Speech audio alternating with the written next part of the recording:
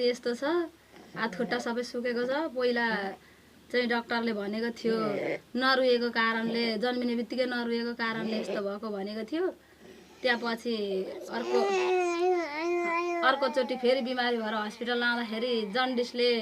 दिमागमा हानेको रहेछ भनेर भन्यो डाक्टरले अनि त्यही दिमागकै कारणले यस्तो भएको हात खुट्टा चलाउन ओर्न गाह्रो हुने हात खुट्टा कडा नसा अब यस्तो हात खुट्टा यस्तो गर्दाखेरि पनि कडा डह्रो हुने नचल्ने उसको हातले केही नपक्रिने मुखामा नजाने हात खुट्टै नटेक्ने ढाड अब बसाउँदाखेरि पुरै यस्तो हुने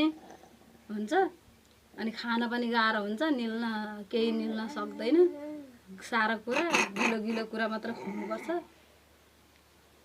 अनि अर्थ चाहिँ के त्यही जन्डिसकै कारणले त्यस्तो भएको भन्ने कुरा चाहिँ भयो एमआरआई पनि गरेर हिराको इन्जेक्सन सबै थोक गरिसकेको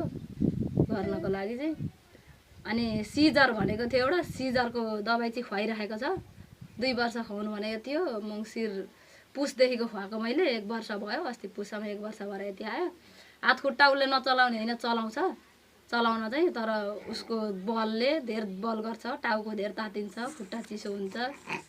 खाना चाहिँ अब जबरजस्ती खुवाएपछि भमिट गरिहाल्छ अनि यस्तै गाह्रो हुन्छ सास फेर्न पनि गाह्रो हुन्छ पानी खाइदिँदैन कब्जियत भएको भइ गर्छ दिशा गर्न गाह्रो हुन्छ 5-6 दिनसम्म दिशा गर्दैन त्यसपछि त्यस्तै अब हाम्रो घरेसी उपाय चाहिँ अब साबन पानी त्यस्तै लगाएर अनि दिशा गराउने गरेको छ अनि हस्पिटलको औषधि खुवाएर पनि भएन त्यो लगाउने औषधि पनि हुँदो रहेछ त्यो पनि लगाए त्यो लगाएपछि पनि लगाउन्जेल मात्रै हुँदो रहेछ कब्जियत खुल्ने अनि दबाई खुवाउँदा पनि त्यही खुवाउन्जेल मात्रै हुँदो रहेछ त्यही पनि 10-15 दिन जति भयो त्यहाँबाट फेरि त्यसको